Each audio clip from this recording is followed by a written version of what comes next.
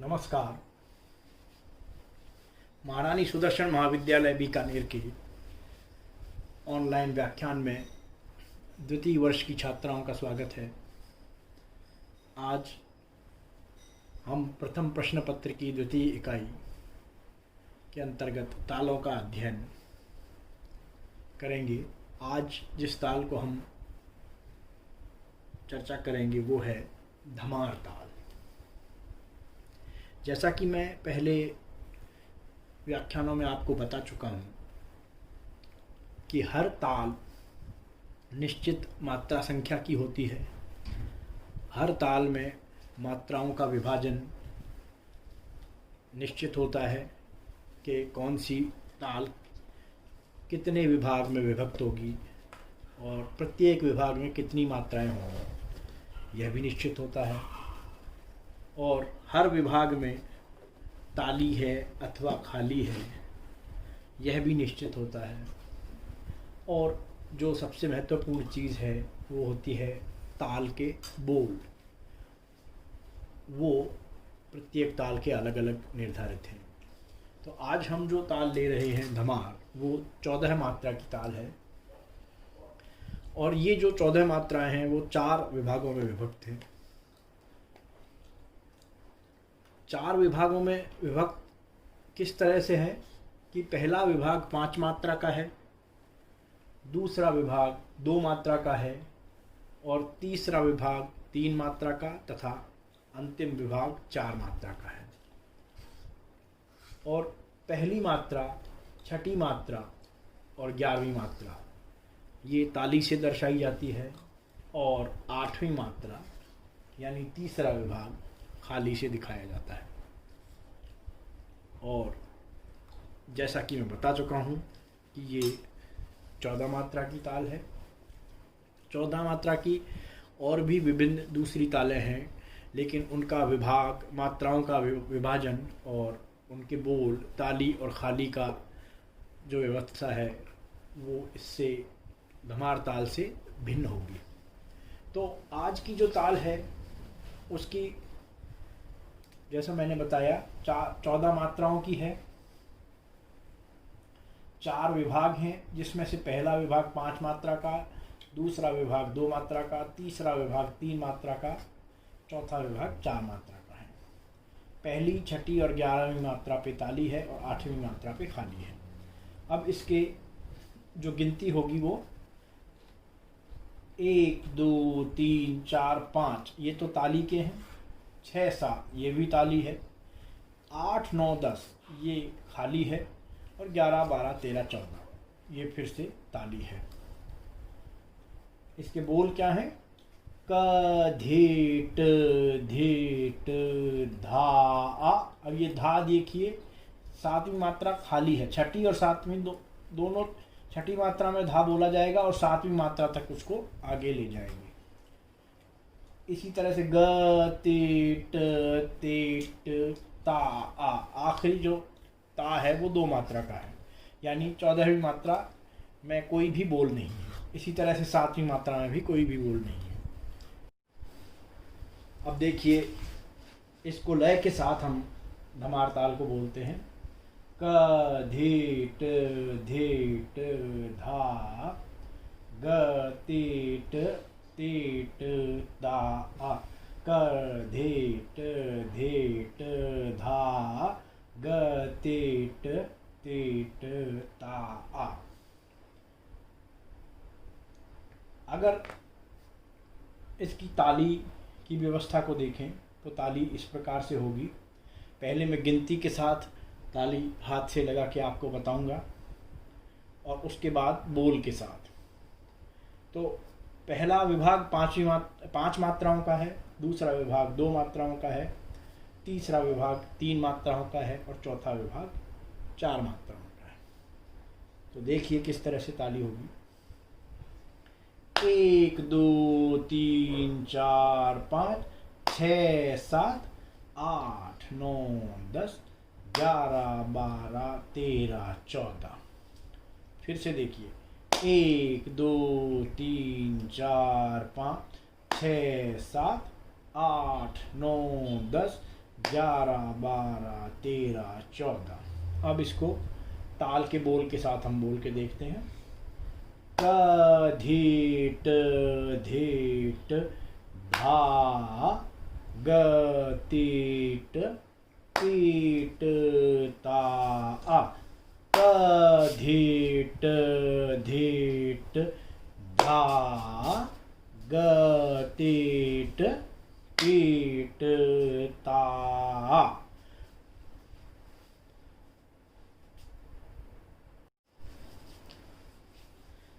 आइए अब हम धमार ताल की दुगुन की चर्चा करते हैं।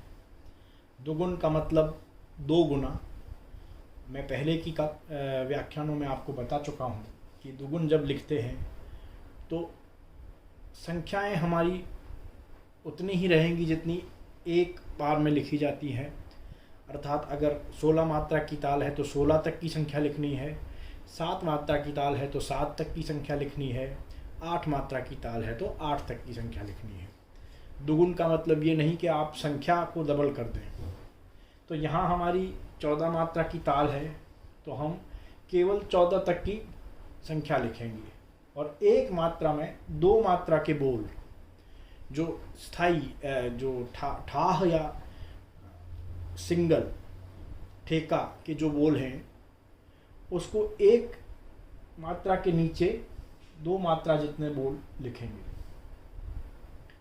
इसी तरह से देखिए दूसरी मात्रा में भी 2 बोल लिखे हुए हैं, तीसरी मात्रा में भी 2 बोल लिखे हुए। ये जब हम लिखते हैं तो पूरी की पूरी जो ठेका है जिस भी ताल का है वो 2 बार पूरा कंप्लीट हमारे सामने आ जाता है। देखिए यहाँ भी आपको दिख रहा है क धीट धीट धा ग तीट तीट ता क धीट धीट धा ग तीट तीट ता।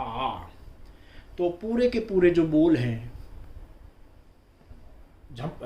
धमार ताल के वो 2 बार लिख दिए गए हैं, तो ये दुगुन है। तो अब आप इसको अच्छा ताली का भी सिस्टम वही रहेगा जो हमने ओरिजिनल जिस मात्रा के नीचे ताली या खाली के चिन्ह लगाए थे उन्हीं मात्राओं के नीचे दुगुन या तिगुन या चौगुन लिखते वक्त उन्हीं मात्राओं के नीचे ताली या खाली या सम के चिन्ह लगाने हैं।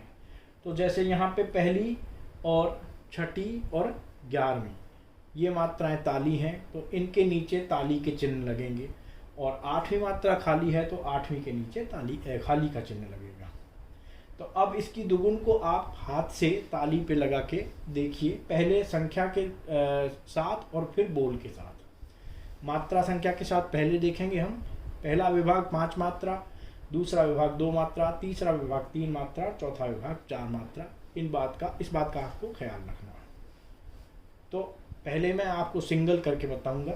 1 2 3 4 5 6 7 8 9 10 11 12 13 14। अब दुगुन देखिए 1 2 3 4 5 6 7 8 9 10 11 12 13 14। 1 2 3 4 5 6 7 8 9 10 11 12 13 14 1। अब बोल के साथ पहले सिंगल और फिर डबल। क धीट धीट धा ग तीट तीट ता। क धीट धीट धा ग तीट तीट ता क धीट धीट धा ग तीट तीट ता। क धीट धीट धा ग तीट तीट ता। क धीट धीट धा ग तीट तीट ता। क धीट धीट धा ग तीट तीट ता क। ये इसकी हो गई डबल।